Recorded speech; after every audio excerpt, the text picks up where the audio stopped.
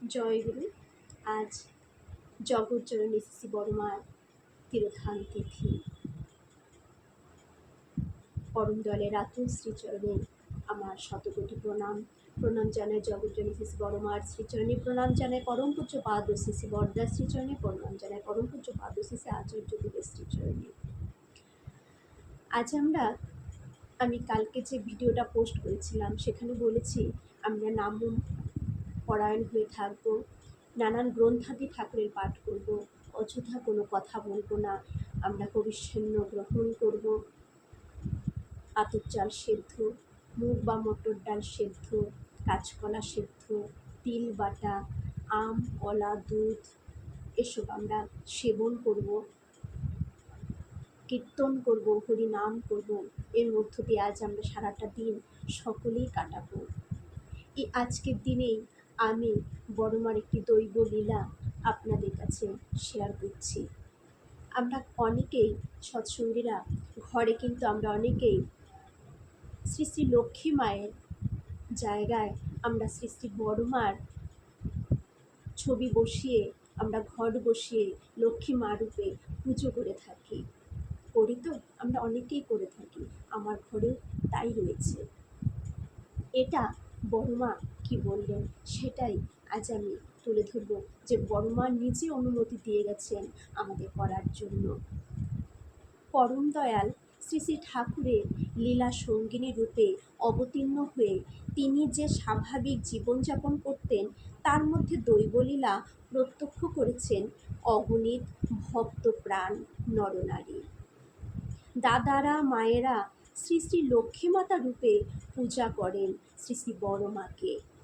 শ্রী শ্রী বড়মা নিজেই অনেকের কাছে ধরা দিয়েছেন তার দৈবলীলার।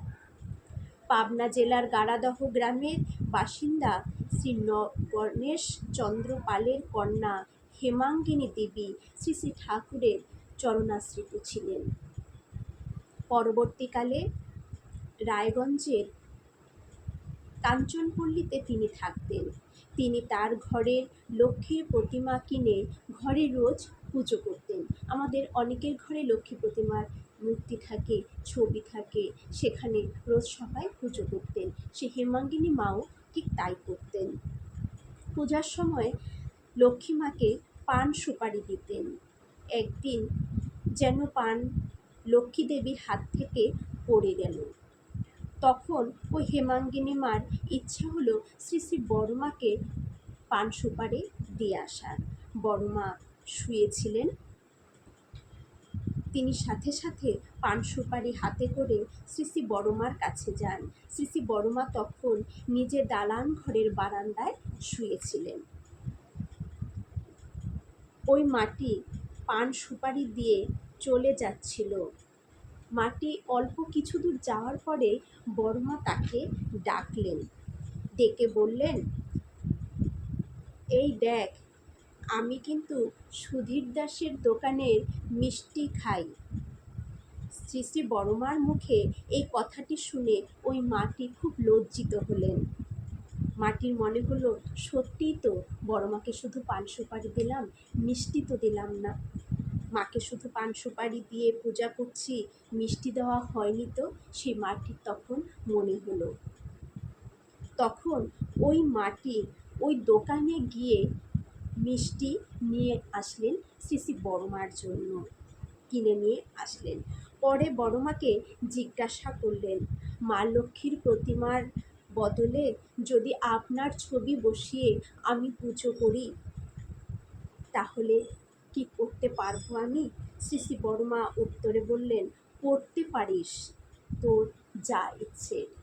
তাহলে সে হেমাঙ্গিনী মা জিজ্ঞাসা করলেন শ্রী শ্রী বড়মাকে, আমি কি যে লক্ষ্মী দেবীর ছবি বসিয়ে পুজো করি সেখানে যদি আপনার ছবি বসিয়ে আমি পুজো কি করতে পারি? বড়মাকে জিজ্ঞাসা করলেন। বড়মা অনুমতি দিলেন, করতে পারিস, তোর যা ইচ্ছে। তাহলে বড়মা নিজেই আমাদের অনুমতি দিয়ে গেলেন যে আমরা বড়মাকে লক্ষ্মী দেবীর রূপে পুজো করতে পারি।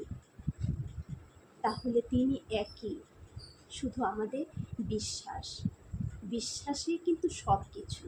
বিশ্বাস না হলে আমি হাজার দেবদেবী পুজো করলেও কিন্তু মনে শান্তি আমার আসবে না।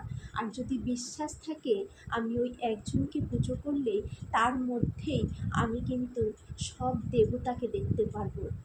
সব দেবতার সমাহারে পুরুষোত্তমের সৃষ্টি। তখন এটা কিন্তু আমার ভেতরে একটা বিশ্বাস হয়ে যাবে যে সব দেবতাই আমার পুরুষোত্তমের মধ্যে রয়েছে, আমার প্রিয় পরমের মধ্যে রয়েছে। তাই বিশ্বাস তখনই আসবে যখন আমি তার সাথে যুক্ত থাকব সর্বদা, প্রতিক্ষণে, প্রতি নিঃশ্বাসে, প্রতিটা পদক্ষেপে। সবার মঙ্গল প্রার্থনা রাখছি। আর আজকে সবাই নাম পরায়ণ হয়ে থাকবেন। সন্ধেবেলা বসে প্রার্থনা, বাণী পাঠ তো অবশ্যই করবেন। তার সাথে যদি একটু গান, কীর্তন, আলোচনা করতে পারেন বাড়ির সকলে মিলে, খুব ভালো হয়। বড় মাকে স্মরণ করে খুব ভালো থাকুন। সবার সুস্থ সুদীর্ঘ জীবনে প্রার্থনা রাখি। আমার দয়ালের রাতুল শ্রী পাদপদ্মে জয়।